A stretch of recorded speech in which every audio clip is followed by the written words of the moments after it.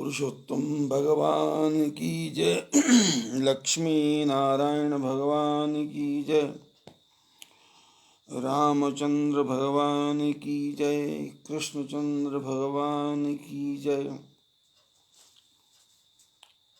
परमपिता परमात्मा के आशीर्वाद से हम लोग पुरुषोत्तम मास के 9वें दिन में प्रवेश कर रहे हैं और ये 9 का अंक बहुत ही विचित्र है,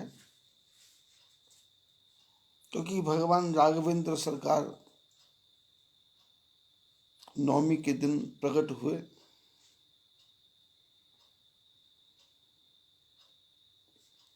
नौमी तिथि मधुमास पुनीता, शुक्ल पक्ष अभिजित हरिप्रीता, मध्य दिवस अति शीत न घामा, पावन काल लोक विश्रामा। ये 1 से लेकर के 10 की संख्या में ये 9 का अंक सबसे बड़ा है। और सबसे छोटा अंक है 0 और 0 के बाद 1 है।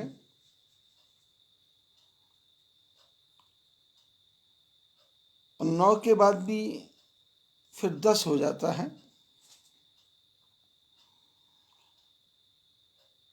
तो एक के मन में एक प्रकार से ऐसी भावना पैदा हुई कि 9 का अंक अपने को बहुत बड़ा मानता है, तो उसने 0 के साथ में मित्रता पैदा कर ली कि तुम मेरे साथ जुड़ जाओ तो हम 10 बन करके 9 को हरा देंगे।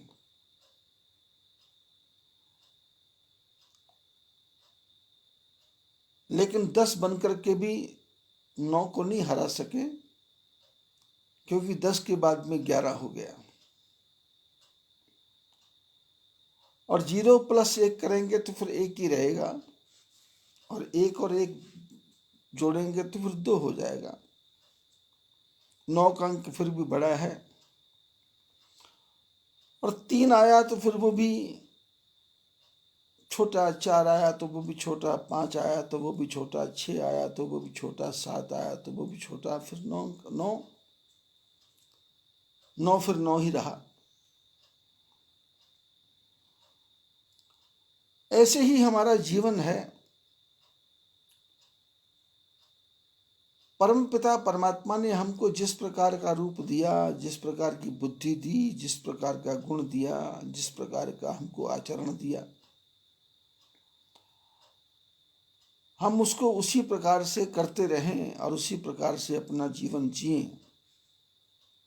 तो संसार में किसी प्रकार की कठिनता नहीं आएगी और मनुष्य धीरे धीरे क्रमशः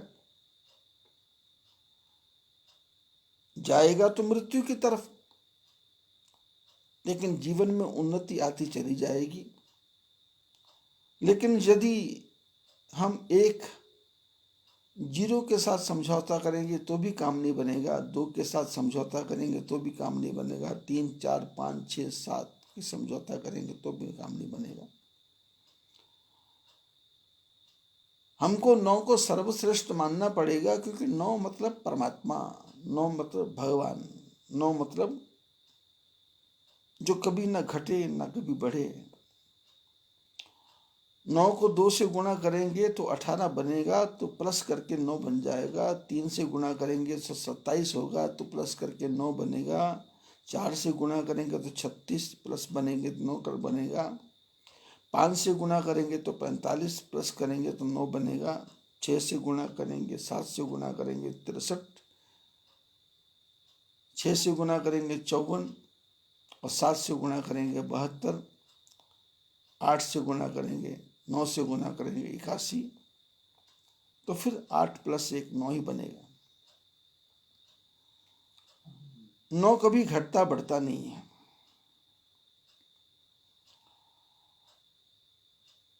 ये रामचरितमानस की यात्रा क्या है? इसमें प्रताप भानु जैसा राजा है, जो परम धार्मिक है, सबको जीत लेता है, धर्म रुचि जैसा जिसका मंत्री है, अरिमर्दन जैसा भाई है, सारे राजाओं को हरा देता है, सारे विश्व में विजयी है, लेकिन सब कुछ होने के बाद भी जब वो शिकार खेलने के लिए जंगल में जाता है तो कपट मुनि के झांसे में आ जाता है, और कपट मुनि इसकी दुखती नस पर हाथ रख देता है। जो इसके मन का जो हीन भावना है उस पर हाथ रख देता है। क्या चाहते हो? तो वो एक ही बात कहता है, मैं अजर हो जाऊं, अमर हो जाऊं, युद्ध की भूमि में मेरे को कोई जीत ना सके। तो कपट मुनि उसके अंदर की जो हीन भावना है, उस हीन भावना के कारण उसको ऐसा बस में करता है कि उसको अपने जाल में फंसा करके ब्राह्मणों के द्वारा श्राप दे देता है। और आपने कथा यदि ध्यान से पढ़ी होगी तो ब्राह्मणों को जब भोजन परोसा जाने लगा तो आकाशवाणी हुई कि विप्र वृंद उठी उठी गृह जाहु, है बड़ी हानि अन्न जनि खाहु।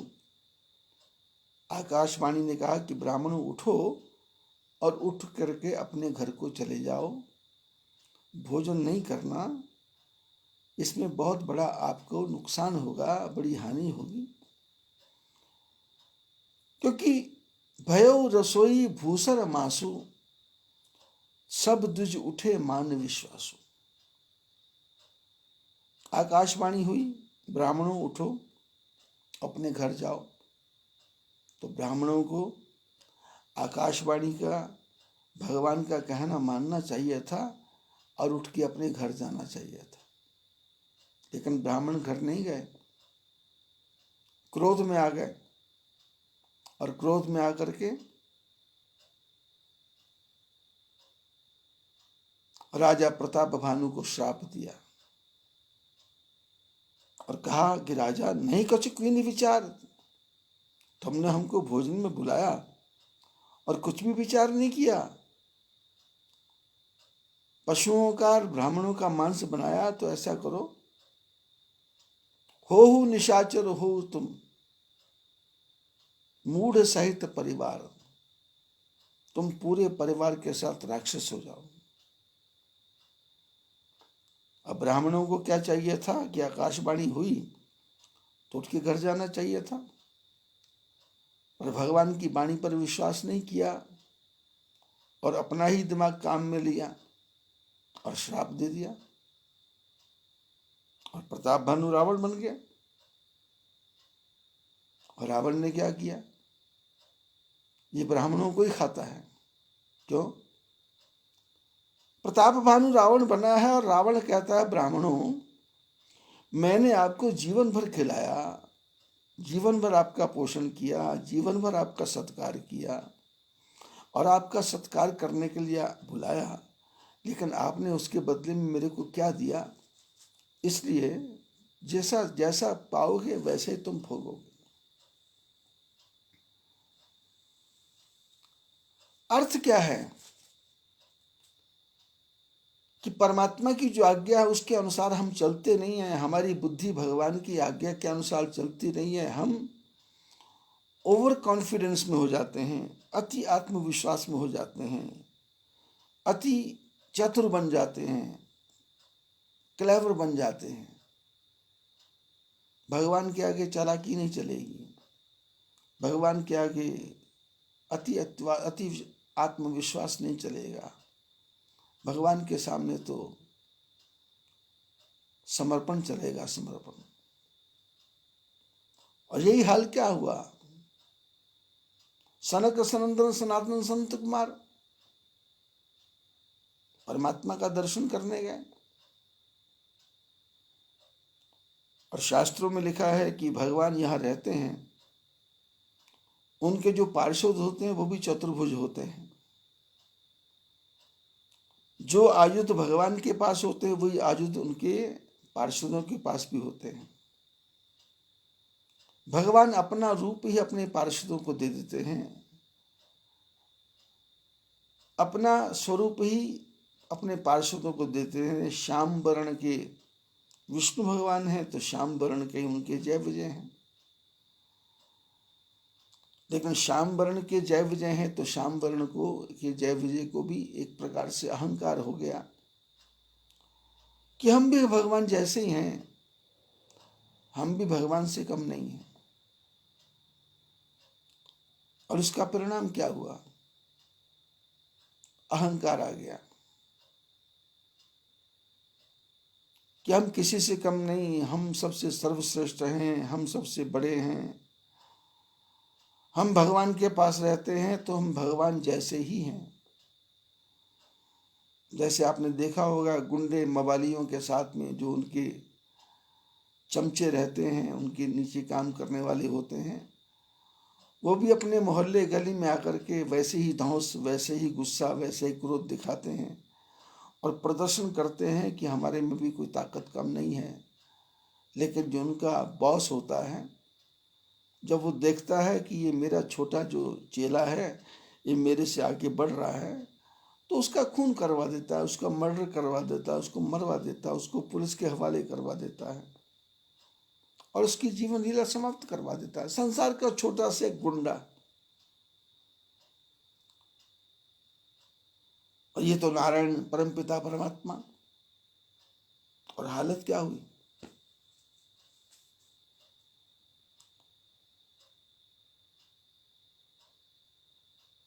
लक्ष्मी जी नारायण से मिलने गई तो इन्होंने लक्ष्मी को रोक दिया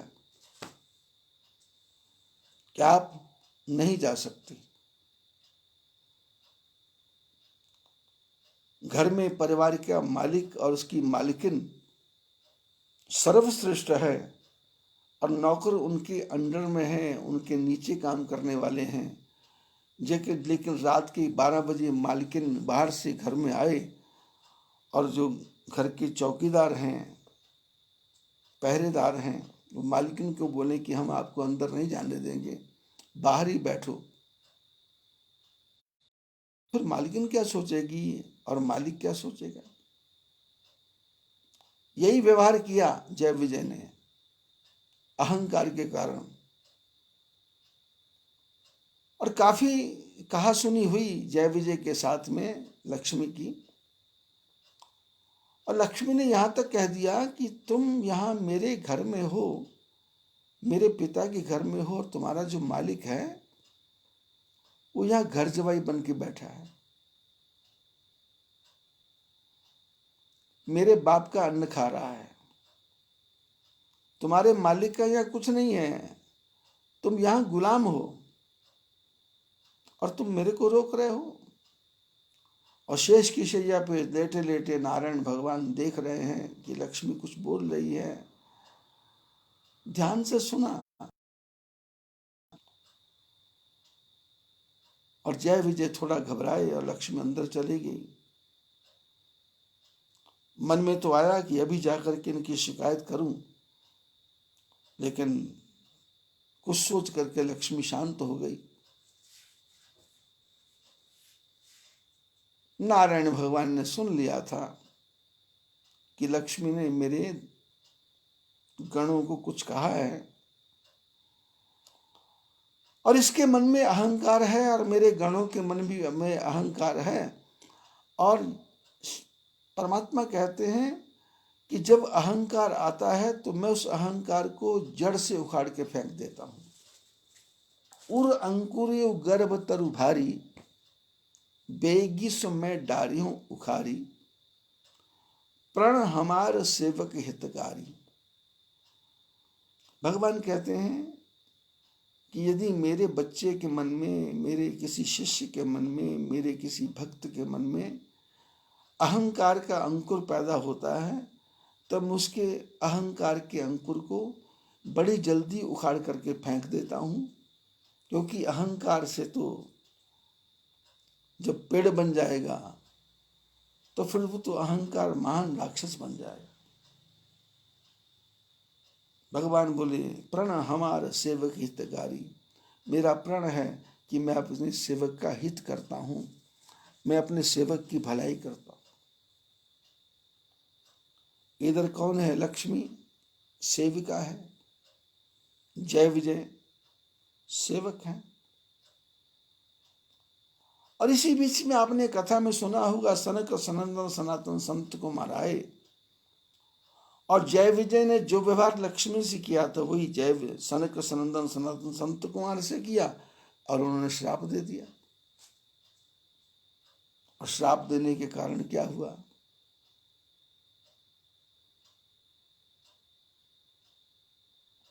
उनको राक्षस बनना पड़ा। भगवान ने कहा मेरे पार्षद राक्षस बनेंगे तो इन राक्षसों को मेरे कारण ही राक्षस बनना पड़ा है, क्योंकि मैं इनको सुधार नहीं सका। इनको सुधारने के लिए इनको 3 जन्म का राक्षस होने का श्राप मिला है, तो मैं इनके लिए 4 जन्म लूंगा और 4 जन्म लेकर के इनका कल्याण करूंगा।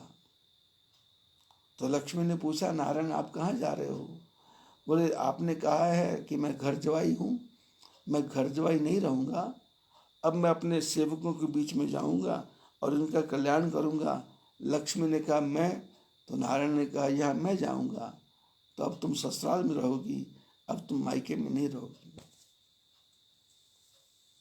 और यही हालत नारद जी के साथ हुई।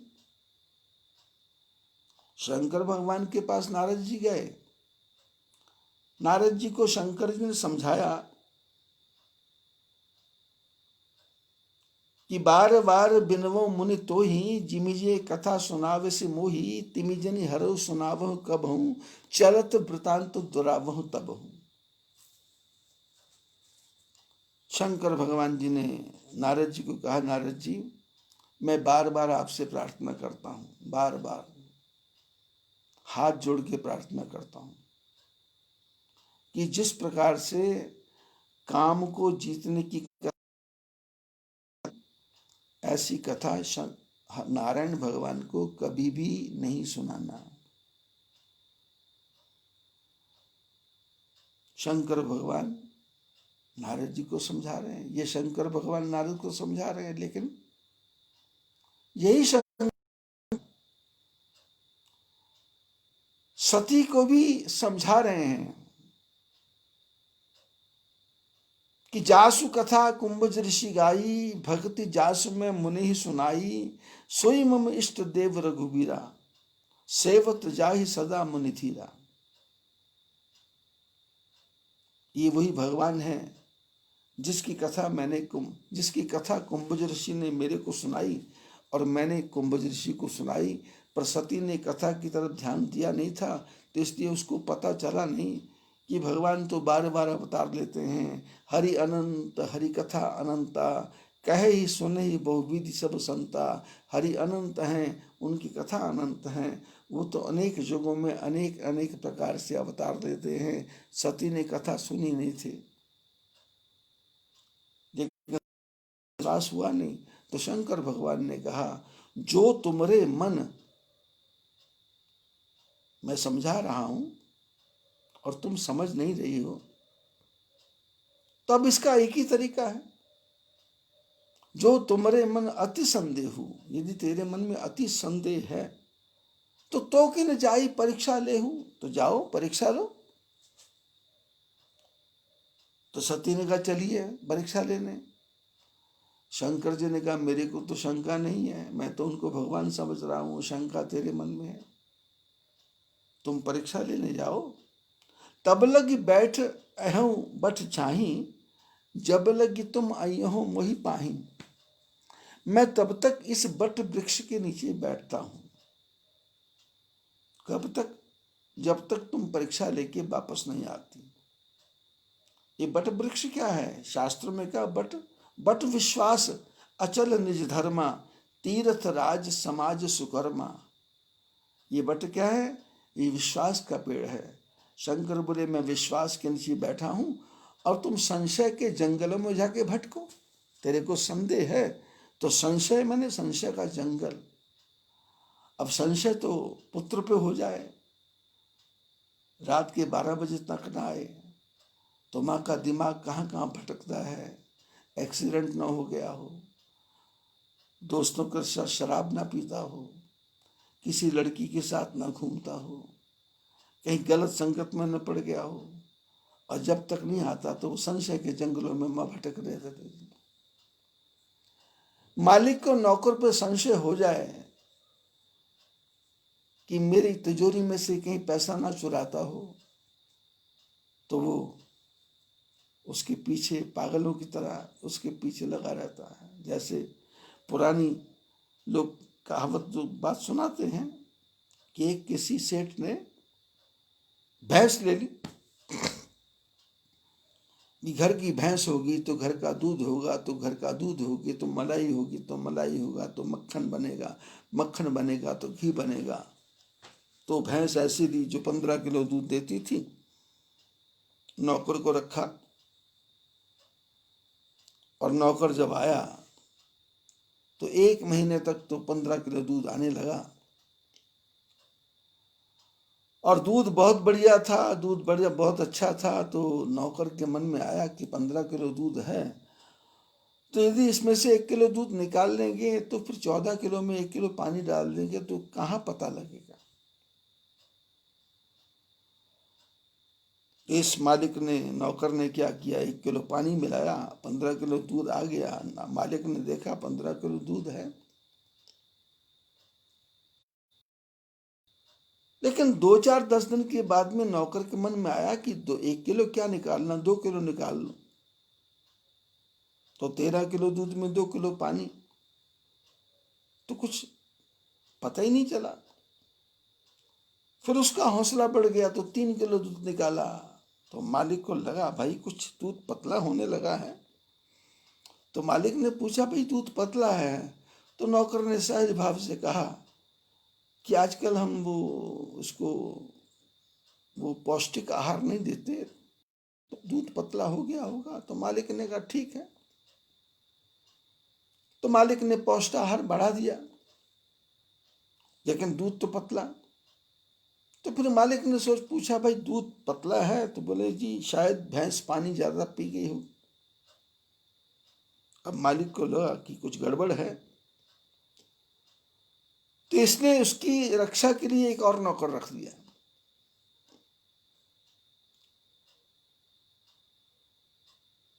4-5-10 दिन तक तो काम ठीक चलता रहा, क्योंकि 3 की जगह 1.5 किलो पानी हो गया। लेकिन फिर नौकर नौकर आपस में मिल गए। उसने कहा भाई साहब ऐसा करो, 2 किलो तुम ले लिया करो, 2 किलो दूध हम ले लेंगे, तो 4 किलो पानी डालो। फिर 4 किलो पानी हो गया, फिर 6 किलो पानी हो गया। मालिक नौकर बढ़ाता गया और इधर दूध में पानी बढ़ता गया। और एक दिन क्या हुआ कि पानी पानी आया और दूध सारा गायब हो गया। अब संशय का परिणाम क्या हुआ, नौकर दूध पी रहे हैं और मालिक पानी की तरफ देख रहा है। ऐसे ही जीव की अवस्था है।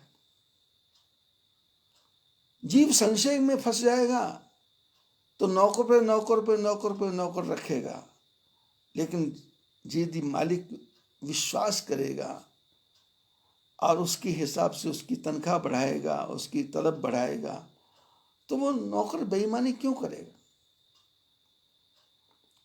संशय नहीं। भगवान बोले तब लगी बैठे हूं बट चाही, जब लगी तुम अयहूं पाई। लेकिन सती ने कहना कहाँ माना। वो गई, जाके परीक्षा ली, राम जी ने प्रणाम किया और अपनी माया दिखाई। सीता लक्ष्मी जो जो ये पार्वती, ये सती जो है, ये सीता बनी थी, ये अपना समूह लेकर के वापस आई। तो शंकर भगवान ने देखा कि ये परीक्षा लेने गई थी, तो इसने शंकर जी ने आके कहा कि लीन परीक्षा कवन विधि, कहो सत्य सब बात। आपने परीक्षा कैसे ली।